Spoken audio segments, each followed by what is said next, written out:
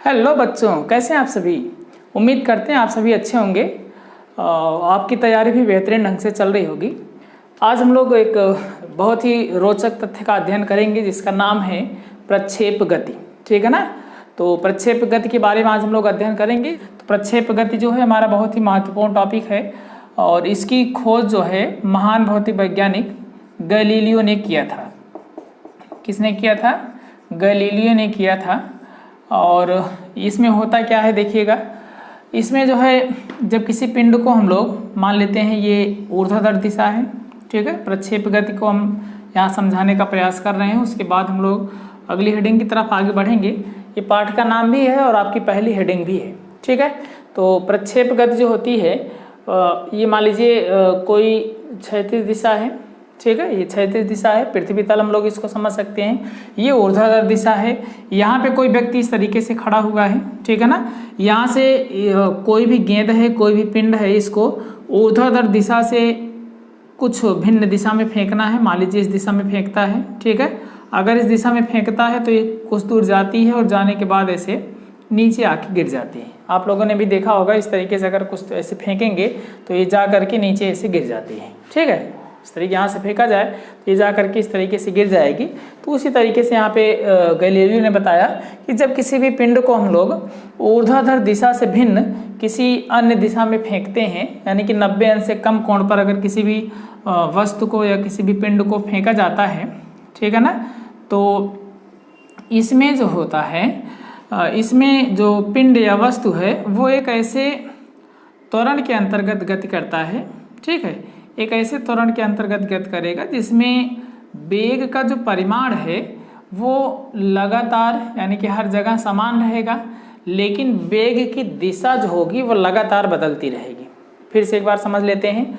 जब किसी पिंड को ऊर्ध्वाधर दिशा से भिन्न कुछ दिशा में फेंका जाता है, ठीक है ना, तो वह एक ऐसे त्वरण के अंतर्गत गति करती है, एक ऐसे त्वरण के अंतर्गत गति करती है जिसमें वेग की दिशा लगातार बदलती रहती है, परंतु वेग का परिमाण सदैव समान रहता है, ठीक है ना।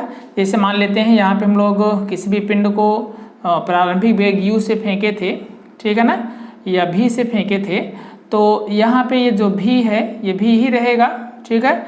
इसका जो क्षैतिज घटक है ये हो जाएगा v cos थीटा और जो ऊर्ध्वाधर घटक है वो हो जाएगा v नहीं u से हम लोग मान लेते हैं। प्रारंभिक वेग है मान किसी वस्तु का, तो जनरली प्रारंभिक वेग को u से ही रिप्रेजेंट किया जाता है। तो ये हो जाएगा u cos थीटा और यहाँ पे हो जाएगा u sin थीटा, ठीक है। और ये हो जाएगा यहाँ पे ऊर्ध्वाधर वेग 0 है, एक ही वेग होगा क्षैतिज वेग u cos थीटा हम लोग इसको कह सकते हैं, ठीक है। यहाँ पे भी इस तरीके से होगा, ये हो गया, ये हो गया और ये हो गया। 3 घटक इसके बनेंगे। ये होगा u और ध्यान दीजिएगा ये u है और इसी को थोड़ा सा पलट लेना है, ऐसे ऐसे लेकर के आएंगे तो यहाँ पे जब पहुँचेगा तो ये जो u sin थीटा है इधर हो जाएगा, है ना। u sin थीटा इस तरीके से इसको घुमा देना है तो u sin थीटा हो जाएगा और यहाँ पे आकर के u cos थीटा हो जाएगा, ठीक है ना। हमने आप लोगों को बताया जब किसी पिंड को ऊर्ध्वाधर दिशा से भिन्न किसी अन्य दिशा में फेंका जाता है तो वह एक ऐसे त्वरण के अंतर्गत गति करता है जिसमें पिंड का जो वेग है वो उसका परिमाण हमेशा समान रहेगा, लेकिन वेग की दिशा लगातार बदलती रहती है। आप लोगों को चित्र क्लियर दिख रहा होगा, नहीं दिख रहा थोड़ा सा हम दिखाने का प्रयास करते हैं। इस तरीके से है, ठीक है ना।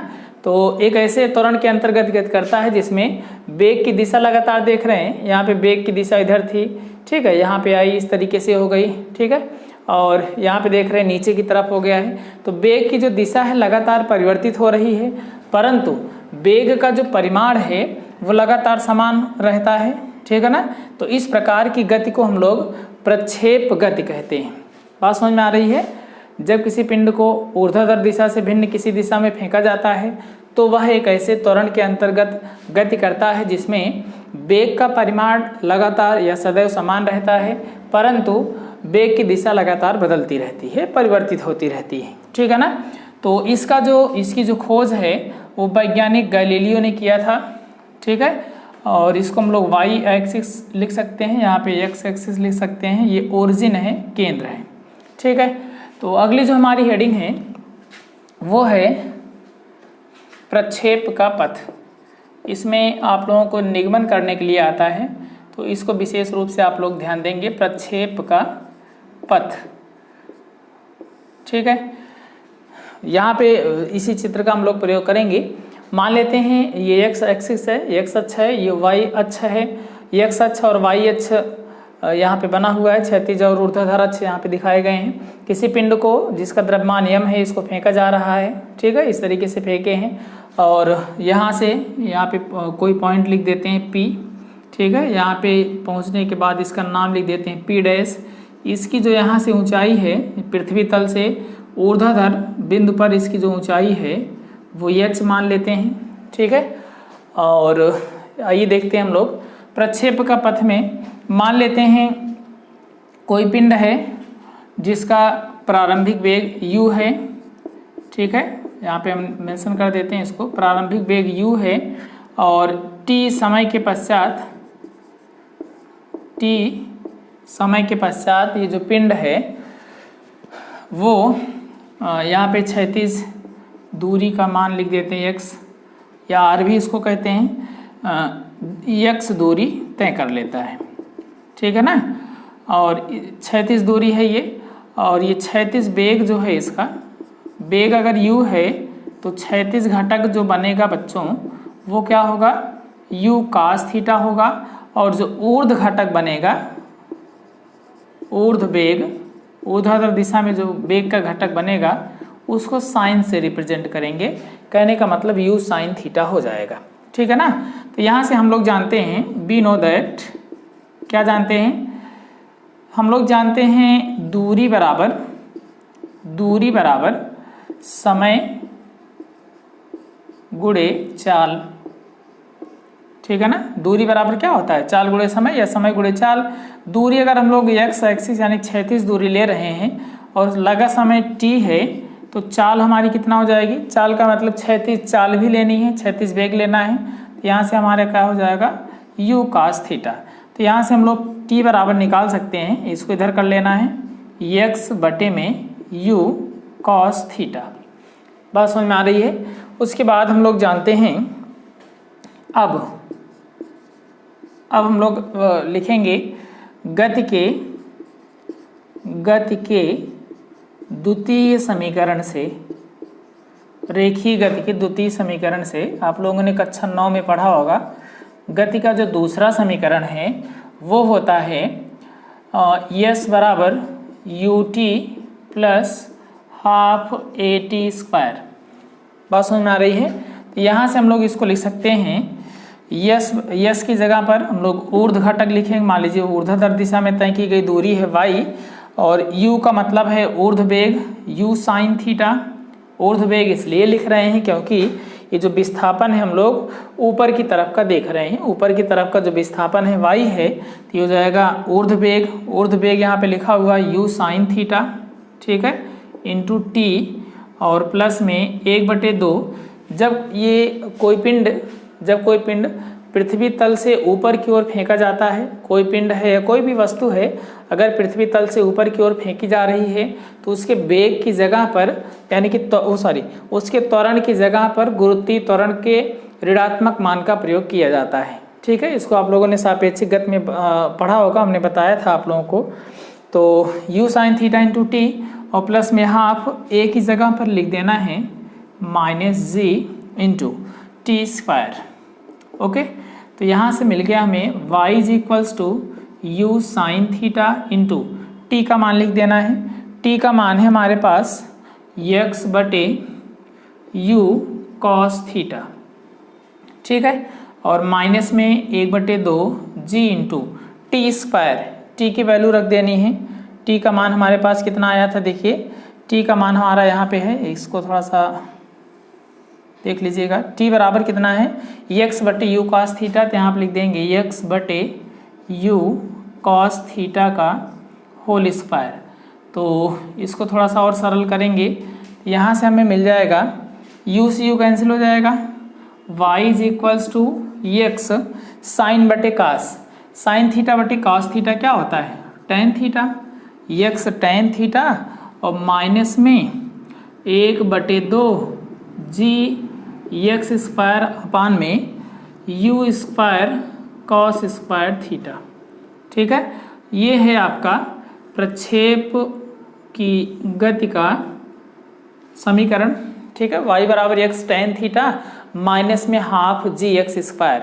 यहाँ से हम लोग देख रहे हैं कि ये जो समीकरण है x में 2 घात का है। ठीक है, x में कितनी घात का है 2 घात का है, और y में कितने घात का है, y की जो अधिकतम घात है 1 घात है। ठीक है, समीकरण आप लोग देख रहे होंगे ये x का स्क्वायर लगा हुआ है और इस तरफ देख रहे हैं y की 1 ही घात है।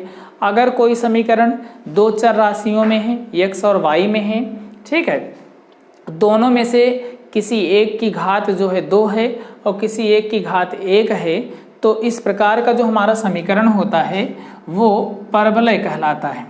वो जो समीकरण है क्या कहलाता है, परवलय का समीकरण कहलाता है। इसका जो मानक रूप होता है वो होता है x square is equals to 4ay। ठीक है, या y square is equals to 4ax, इस टाइप का होता है। तो इसी टाइप का हमारा ये जो ऊपर वाला समीकरण है वो दिख रहा है। इसलिए हम लोग कह सकते हैं कि जो प्रक्षेप का पथ है, प्रक्षेप का पथ है हमारा वो किस तरीके से होता है, परवलयाकार होता है। प्रक्षेप का पथ किस प्रकार का होता है बच्चों, परवलयाकार होता है। कैसे हम लोग जाने प्रक्षेप का पथ परवलयाकार होता है, क्योंकि हमने प्रक्षेप की गति का जो समीकरण निकाला, यहाँ से हमने देखा कि ये जो समीकरण आ रहा है x में 2 घात का है, y में 1 घात का है, और इस प्रकार का जो हमारा समीकरण होता है वो क्या कहलाता है, किस टाइप का होता है, परवलय का समीकरण होता है। इसलिए ये जो प्रक्षेप का पथ है वो हमारा किस प्रकार का हो जाएगा, परवलयाकार हो जाएगा। ठीक है, तो हमने एक बार जो बताया उसको फिर से रिवाइज कर देते हैं जल्दी से। हमने माना कोई वस्तु है, कोई पिंड है जिसका प्रारंभिक वेग u है, t समय में क्षैतिज दूरी x तय कर लेती है। ठीक है, और क्षैतिज वेग, इसका वेग का क्षैतिज घटक u cos थीटा है, ऊर्ध्व घटक u sin थीटा है, और हमने आपको बताया क्षैतिज दूरी बराबर चाल गुणे समय होता है। क्षैतिज दूरी x है, समय का मान t है, और क्षैतिज चाल है u cos थीटा। तो यहाँ से समय का मान निकल जाएगा t is equals to x upon में u cos थीटा। समय का मान निकल गया। गति का दूसरा समीकरण हमने लगा दिया, यहाँ पे सारी वैल्यूज रख दी हैं। वैल्यूज रखने के बाद जो हमारा समीकरण बना है वो x में 2 घात का है और y में 1 घात का है। ठीक है, इसलिए ये जो समीकरण होता है वो परवलय का समीकरण होता है। ठीक है, इसलिए जो प्रक्षेप का पथ होगा हमारा वो किस टाइप से हो जाएगा, परवलयाकार हो जाएगा। इसके बाद हम लोग अगली हेडिंग की तरफ आगे बढ़ेंगे जिसका नाम है प्रक्षेप का उड्डयन काल। ठीक है, इसको इरेज कर देते हैं। इसके बाद हम लोग आगे की तरफ बढ़ेंगे और आगे का हमारा जो अगला निगमन है वो है प्रक्षेप का उड्डयन काल। प्रक्षेप का उड्डयन काल। ठीक है, हम लोग उड्डयन काल के बारे में चर्चा करेंगे। उड्डयन काल थोड़ा सा अजीब लग रहा होगा। उड्डयन का मतलब होता है उड़ना, काल का मतलब समय। उड़ने वाला जो समय है हमारा वही प्रक्षेप का उड्डयन काल कहलाता है। कहने का मतलब किसी वस्तु को अगर हम लोग एक जगह से दूसरी जगह पे फेंक रहे हैं, इस तरीके से ऊर्ध्वाधर दिशा से भिन्न किसी दिशा में फेंक रहे हैं, न्यून कोण पर फेंकते हैं अगर, यानी कि 90 अंश से कम कोण पर अगर किसी वस्तु को एक जगह से दूसरी जगह पर फेंका जाता है तो एक जगह से दूसरी जगह तक पहुंचने में ये पृथ्वी तल से ऊपर, यानी कि जितने समय में ये पृथ्वी तल से ऊपर रहती है, यानी कि उड़ती रहती है, उसी समय के बारे में हम लोग चर्चा करेंगे। उस समय का मान हम लोग कैसे फाइंड कर सकते हैं, उस टाइम की वैल्यू को हम लोग कैसे फाइंड कर सकते हैं, उसी के बारे में चर्चा करेंगे। ठीक है, तो हम लोग जानते हैं कि प्रक्षेप का जो उड्डयन काल होता है वो क्या होता है, किसी भी पिंड को एक वस्तु से एक जगह से दूसरी जगह तक फेंकने में जो समय लगता है, पहुंचने में समय जो लगता है, उसी को प्रक्षेप का उड्डयन काल कहते हैं। या हम लोग ऐसे कह सकते हैं, कोई पिंड जितने समय तक हवा में रहता है, यानी कि पृथ्वी तल से ऊपर रहता है, हवा में रहता है, उसी समय को हम लोग क्या कहते हैं, प्रक्षेप का उड्डयन काल कहते हैं। मान लेते हैं, माना O से P तक पहुंचने में जो लगा समय है वो स्मॉल t है। O से P तक पहुंचने में जो लगा समय है वो क्या है, स्मॉल t है। तो यहाँ पे हम लोग जानते हैं, वी नो दैट गति का जो पहला समीकरण होता है वो v बराबर u प्लस ए टी होता है। ठीक है, v बराबर u प्लस ए टी होता है। तो अगर हम लोग O से P तक की बात कर रहे हैं तो यहाँ अधिकतम बिंदु पर जब कोई भी पिंड पहुँचता है तो उसका जो वेग होता है वो कितना माना जाता है, 0 होता है। कोई भी पिंड अपनी अधिकतम ऊंचाई पर जब स्थित होता है तो उसका जो वेग है वो क्या होता है, 0 होता है। ठीक है ना। तो अगर यहाँ पे वेग 0 है तो हम लोग यहाँ से v बराबर u प्लस ए टी लगाएंगे। वेग का मान है 0 और u का मान है प्रारंभिक वेग, ऊर्ध्वाधर दिशा में फेंका गया वेग यहाँ पे हमें लिखना है u साइन थीटा, और प्लस ऊपर की तरफ अगर फेंकते हैं तो हम लोग एक ही जगह पर -g लिखते हैं और इंटू टी लिख देना है। फिर से एक बार समझ लीजिए आराम से, कोई जल्दबाजी नहीं है। v का मान है 0, 0 क्यों है, क्योंकि अधिकतम ऊंचाई पर जो वेग होता है उसका मान 0 होता है। u का मतलब है, u से आप लोग कंफ्यूज ना होइएगा, अगर कंफ्यूज हो रहे हैं तो इसको v समझिए, v है ये v। ठीक है, प्रारंभिक वेग u था, उसके बाद v हुआ है, ये हम लोग u से रिप्रेजेंट कर सकते हैं। ये जो u है, ये u का मतलब प्रारंभिक वेग है, और यहाँ पे जो u है उसका मतलब है बिंदु P पर वेग। ठीक है, या ऐसा कर सकते हैं हम लोग, इसको u नॉट से रिप्रेजेंट कर दें प्रारंभिक वेग को, उसके बाद ये थोड़ा सा u हो जाएगा, इसको आप लोग समझते रहिएगा। v की वैल्यू हो गई 0, क्योंकि ऊर्ध्वाधर बिंदु पर जो वेग होता है अधिकतम ऊंचाई पर 0 होता है। u का मतलब ऊर्ध्व वेग, यानी कि वेग का ऊर्ध्व घटक u साइन थीटा, एक ही जगह पर -g, क्योंकि ऊपर की दिशा में ले रहे हैं हम लोग, यहाँ पे त्वरण का मान -g हो जाएगा और इंटू टी हो जाएगा। तो यहाँ से 0 बराबर ये हो गया u साइन थीटा माइनस में जी टी, यहाँ से यहाँ तक इधर लाइए, -g2 को इधर कर लेंगे तो हो जाएगा g t is equals to u sine theta. तो यहाँ से t बराबर कितना हो गया, u साइन थीटा बटे g, और t क्या था बच्चों, O से P तक पहुँचने में लगा समय है। हमें निकालना क्या है, O से P डैश तक पहुँचने में लगा समय।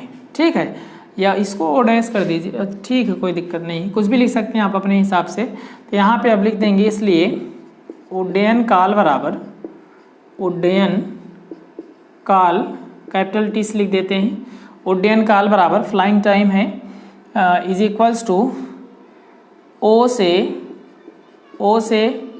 P तक पहुंचने में लगा समय, O से P तक पहुंचने में लगा समय, और प्लस क्या हो जाएगा, P से P डैश तक पहुंचने में लगा समय, P से P डैश तक पहुंचने में लगा समय। फिर से एक बार देख लीजिए, हमने आप लोगों को बताया उड्डयन काल का मतलब है जितने समय तक पिंड हवा में था वही समय हमें निकालना है। तो कितने समय तक पिंड हवा में था, O से लेकर के P डैश तक था, तो यहाँ पे हमने लिख दिया उड्डयन काल बराबर O से लेकर P डैश तक पहुँचने में लगा समय। अब ये 2 पार्ट में डिवाइड है, इसलिए क्या करना है, O से लेकर P तक पहुँचने में लगा समय, उसके बाद P से लेकर के P डैश तक पहुँचने में जो लगा समय है, दोनों को ऐड कर देना है, उड्डयन काल का मान निकल जाएगा। तो यहाँ से कैपिटल T बराबर O से P तक पहुँचने में लगा समय हमने निकाला है, T है। अब ये जितना आधा दूरी तय करने में लगा समय लिया था उतना ही समय आधी दूरी और तय करने में लेगा। कहने का मतलब ये है O से P तक जितना समय लिया था वही उतना समय P से P डैश तक लगेगा, क्योंकि चाल का मान तो वही है और दूरी भी वही है। आधी दूरी तय किया है, आधी दूरी तय करना बाकी था, उतने ही वेग से जाना है, इसलिए समय का मान उतना ही लगेगा। तो इसलिए यहाँ पे लिख देना T प्लस T। ठीक है, T में T को प्लस कर दीजिए, तो यहाँ से हो जाएगा कैपिटल T बराबर 2T। ठीक है, अब स्मॉल t की वैल्यू रख देना है, capital T is equals to 2u sine theta बटे में g। ठीक है, ये आपका हो गया उड्डयन काल का मान। ठीक है ना, प्रक्षेप का जो उड्डयन काल है उसकी वैल्यू कितनी होती है, 2u sine theta upon g होती है। ठीक है ना, उसके बाद हम लोग अगली हेडिंग की तरफ आगे बढ़ेंगे और उस हेडिंग का नाम है प्रक्षेप की ऊंचाई। ठीक है। प्रक्षेप की ऊंचाई, यहाँ इसको इरेज कर देते हैं। अगली जो हमारी हेडिंग है प्रक्षेप की ऊंचाई है। आइए इसको समझते हैं। हाइट ऑफ प्रोजेक्टाइल है, तो हम लोग जानते हैं, यहाँ पे हमने आपको मेंशन भी कर रखा है, देख रहे होंगे। यहाँ से यहाँ तक की जो पृथ्वी तल से अधिकतम बिंदु तक जो ऊंचाई है उसका मान क्या है, h है। ठीक है। हम लोग क्या जानते हैं, वी नो दैट क्या जानते हैं बच्चों, गति का जो तीसरा समीकरण है वो होता है v square is equals to u square plus 2as। ठीक है। तो यहाँ से हम लोग लिख सकते हैं v अधिकतम ऊंचाई पर वेग कितना होगा, 0 बराबर u, यहाँ पे वेग कितना है, प्रारंभिक वेग ऊर्ध्व दिशा में। ऊर्ध्व दिशा में क्यों ले रहे हैं, क्षैतिज दिशा में क्यों ले रहे हैं, समस्या है ना। तो इसको समझ लीजिए एक बार। हम लोग निकाल रहे हैं ऊंचाई, और ऊंचाई पर जाने के लिए हमें ऊर्ध्व वेग की आवश्यकता पड़ेगी। ऊर्ध्व वेग की आवश्यकता अगर पड़ेगी यानी कि ऊर्ध्व घटक की आवश्यकता पड़ेगी, वेग का ऊर्ध्व घटक, ऊर्ध्वाधर घटक। ऊर्ध्वाधर घटक हमारा कितना होगा, ऊर्ध्वाधर घटक यहाँ पे लिखा हुआ है, देख रहे होंगे, u साइन थीटा है। तो यहाँ पे लिख देना है u साइन थीटा का स्क्वायर और प्लस में 2 इंटू ए की जगह पे -g लिख देना है इंटू यस का मतलब ऊर्ध्व ऊंचाई लिखना है, ऊर्ध्व दूरी। ठीक है। ऊर्ध्व दूरी हमारी कितना है, h है, तो यहाँ पे h लिख देना है।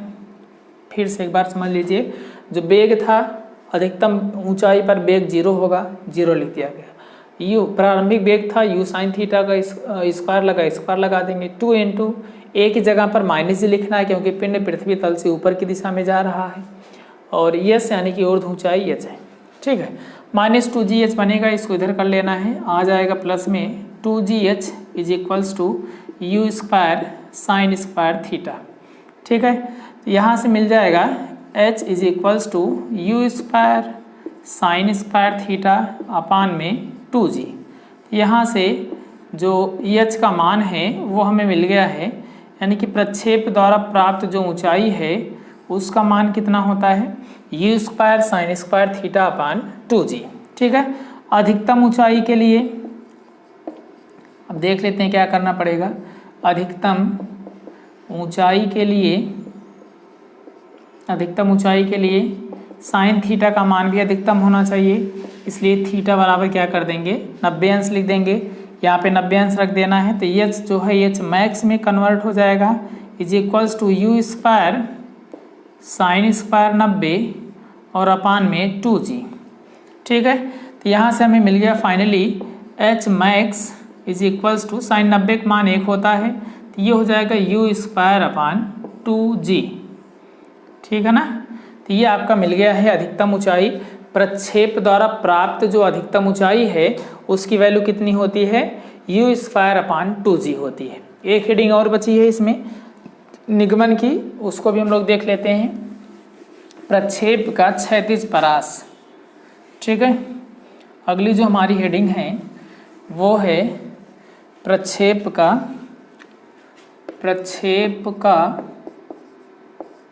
क्षैतिज परास। परास आप लोग जानते होंगे, परास का मतलब होता है दूरी। तो प्रक्षेप का क्षैतिज परास यहाँ पे हम लोग जानेंगे। क्षैतिज परास का मतलब होता है क्षैतिज दूरी। ठीक है। क्षैतिज दूरी बराबर क्या हो जाएगी, क्षैतिज दूरी बराबर क्षैतिज चाल यानी कि क्षैतिज वेग और गुणे समय, तो क्षैतिज होता नहीं है, समय लिख देना है। ठीक है। परास को अंग्रेजी में रेंज कहते हैं, इसलिए आर से डिनोट कर देंगे। आर इज इक्वल्स टू क्षैतिज वेग क्या होता है, यू कॉस थीटा, क्षैतिज घटक देख रहे होंगे, इनटू समय का मतलब उड्डयन काल। यहाँ पे अगर कन्फ्यूज हो तो पूरा लिख सकते हैं, क्षैतिज वेग गुणे उड्डयन काल। उड्डयन काल क्यों ले रहे हैं, क्योंकि यही जो एक्स हमने लिखा यही आर है, ओ से लेकर पी डैश तक पहुँचने में जितना क्षैतिज दूरी तय करेगा उसी को हम लोग क्षैतिज परास कहते हैं। ठीक है। तो यहाँ से यहाँ तक पहुँचने में जो समय लगा है वो जान ही रहे हैं, आर कैपिटल टी लगा हुआ है, यहाँ पे कैपिटल टी लिख देना है। तो कैपिटल आर बराबर you cos theta into capital T की वैल्यू रख देना है। कैपिटल टी होता है 2u साइन थीटा और अपान में g। ठीक है। u का u में गुणा करा देंगे, यू स्क्वायर और 2 साइन थीटा तो था ही, कॉस थीटा भी हो जाएगा, बटे में g हो जाएगा। यहाँ से r बराबर हो गया है u square into 2 sine theta into cos theta, जो वैल्यू है वो होती है साइन 2 थीटा की। तो यहाँ से लिख देना साइन 2 थीटा बटे में जी। तो कैपिटल R बराबर हमारा निकल करके सामने आ गया है, जिसका मान है कितना, you square sine 2 theta upon में जी। ठीक है, उसके बाद हम लोग आगे देखेंगे, अधिकतम परास के बारे में समझेंगे। इसको इरेज कर देते हैं, इसका कोई काम नहीं है। अधिकतम परास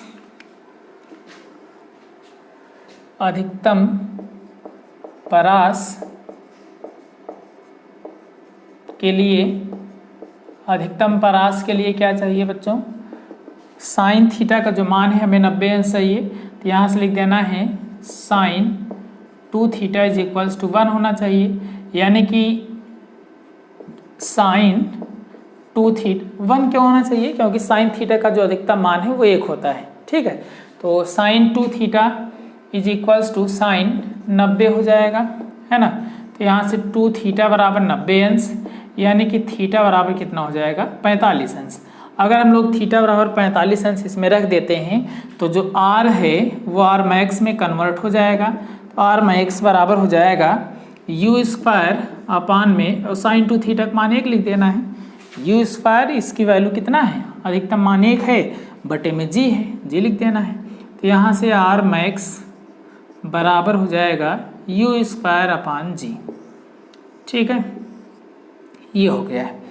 अब मान लेते हैं इसी पिंड को हम लोग, कोई भी पिंड है उसको यहाँ से थोड़ा सा इरेज कर देते हैं इसको, कोई भी पिंड है उसको हम लोग 180 माइनस थीटा या 90 माइनस थीटा के कोण पर अगर फेंकना चाहें, एक बहुत ही महत्वपूर्ण नीट में आया हुआ क्वेश्चन है, उसी को हम लोग यहाँ पे देखने का प्रयास कर रहे हैं। यदि पिंड को 90 माइनस थीटा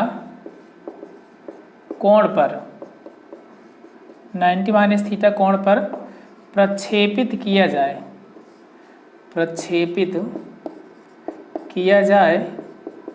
तो परास जरा देखिए क्या होगा, r बराबर you square into sine 2 theta की जगह पे हमें क्या लिखना है, 90 माइनस थीटा लिखना है। तो हो जाएगा साइन 2 90 माइनस थीटा अपान में जी।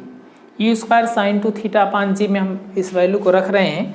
इसी को थोड़ा सा यहाँ पे देखना है कि r का मान हमारा कितना आता है। ठीक है, प्रश्न आपका था, प्रश्न हम आपको पहले बता देते हैं। प्रश्न आपका था किन दो कोणों पर किसी भी पिंड को फेंकने पर समान परास प्राप्त होता है। ठीक है, तो उसी को हम लोग यहाँ पे समझने का प्रयास कर रहे हैं। तो r बराबर हो जाएगा यू स्क्वायर साइन 2 थीटा की जगह पे 90 माइनस थीटा है, बटे में जी है। तो ये हो जाएगा r बराबर यू स्क्वायर साइन, इसको गुणा करा देना है 180 माइनस में 2 थीटा बटे में जी। और हम लोग जानते हैं साइन 180 माइनस थीटा बराबर क्या होता है, साइन थीटा होता है। तो हो जाएगा यू स्क्वायर साइन 2 थीटा बटे में जी। यहाँ पे हमने देखा अभी जो हमने निगमन किया था उसकी वैल्यू भी कितनी आई थी, यू स्क्वायर साइन 2 थीटा बटे जी आई थी। और यहाँ पे भी 90 माइनस थीटा रखने पर भी u square sine 2 theta minus g आ रही है। इसका मतलब ये है कि कोई पिंड है अगर उसको हम लोग थीटा या फिर 90 माइनस थीटा कोण पर प्रक्षेपित कर रहे हैं तो परास का मान समान प्राप्त होता है। ठीक है, कहने का मतलब थीटा पर फेंकें या फिर 90 माइनस थीटा पर किसी पिंड को फेंकें, दोनों पर समान परास प्राप्त होता है। ठीक है, एक हेडिंग और है, अगर इसको बनाना चाहें तो बना सकते हैं। वैसे हेडिंग्स लगभग समाप्त हो गई हैं, ये कभी कभी पूछ लेता है इसलिए इसको भी बता दे रहे हैं। अधिकतम ऊंचाई, हेडिंग है अधिकतम ऊंचाई एवं अधिकतम परास में संबंध। अधिकतम ऊंचाई एवं अधिकतम परास में संबंध, इन दोनों में संबंध देखना है क्या होता है। तो संबंध के लिए हम लोग जानते हैं, अभी हमने आप लोगों को बताया था। ठीक है, h max is equals to क्या होता है, यू स्क्वायर अपान 2g। इसको इक्वेशन 1 लिख सकते हैं। और देखिए क्या होगा, आर मैक्स यहाँ पे क्या लिखा हुआ है, इसको मैंने इरेज नहीं किया आप लोगों को देखने के लिए। R max is equals to u square upon g. ये क्वेश्चन 2 हो गया।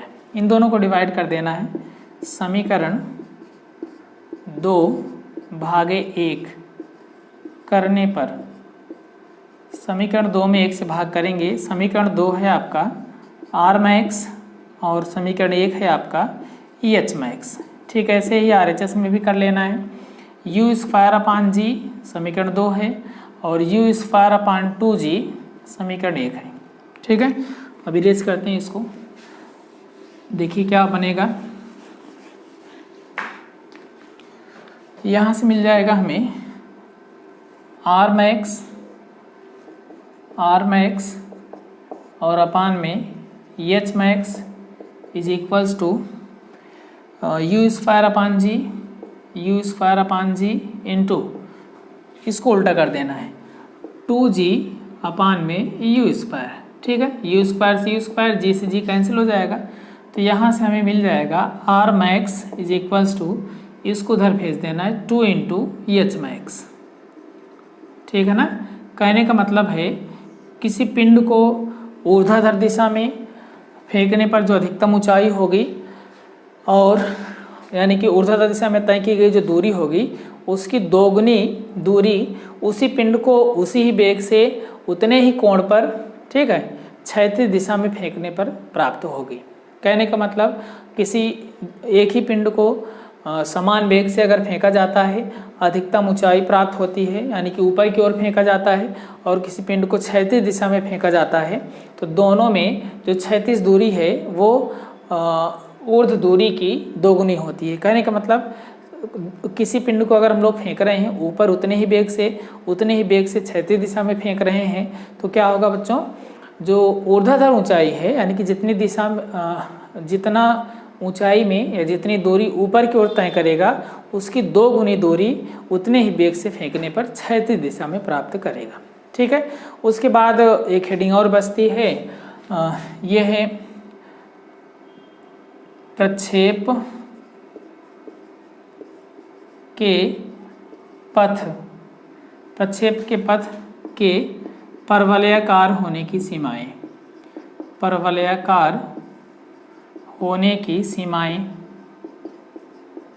प्रक्षेप का पथ परवलयाकार होने की सीमाएं। ठीक है, सबसे पहला है प्रक्षेप को बहुत अधिक ऊंचाई पर नहीं फेंकना चाहिए। बहुत अधिक ऊंचाई पर नहीं फेंकना चाहिए। ठीक है, क्यों नहीं फेंकना चाहिए? क्योंकि अगर हम लोग किसी भी पिंड को बहुत अधिक ऊंचाई पर फेंक देंगे तो वहाँ पे जी का मान बदल जाएगा, और जी यानी कि त्वरण का मान जैसे ही परिवर्तित हो जाएगा तुरंत जो है वो गति प्रक्षेप गति नहीं रह जाएगी। ठीक है, यानी कि प्रक्षेप का जो पथ है वो परवलयाकार नहीं हो। प्रक्षेप का जो क्षैतिज परास है वो बहुत अधिक नहीं होना चाहिए। क्यों नहीं होना चाहिए? क्योंकि जी का मान बदल जाएगा। ठीक है, जी का मान परिवर्तित हो जाता है, ऊपर वाले में भी यहाँ भी वही कंडीशन है, जी का मान परिवर्तित हो जाएगा, इसलिए परास बहुत अधिक नहीं होना चाहिए। ठीक है, और तीसरा हमारा जो पॉइंट है, प्रक्षेप का जो वेग है वो बहुत अधिक नहीं होना चाहिए। वायु का जो प्रतिरोध है जो नगण्य माना जाता है वो नगण्य ना होकर उसकी भी कुछ वैल्यू हमें देखने को मिल सकती है, और प्रक्षेप का जो पथ परवलयाकार हो रहा था वो परवलयाकार नहीं रह जाएगा। ठीक है ना, तो इतना आप लोग इसमें अध्ययन करेंगे। ये पाठ समाप्त हो चुका है। इसके बाद हम लोग नेक्स्ट वीडियो के माध्यम से अगले पाठ का अध्ययन करेंगे। वीडियो को पूरा देखने के लिए बहुत बहुत धन्यवाद।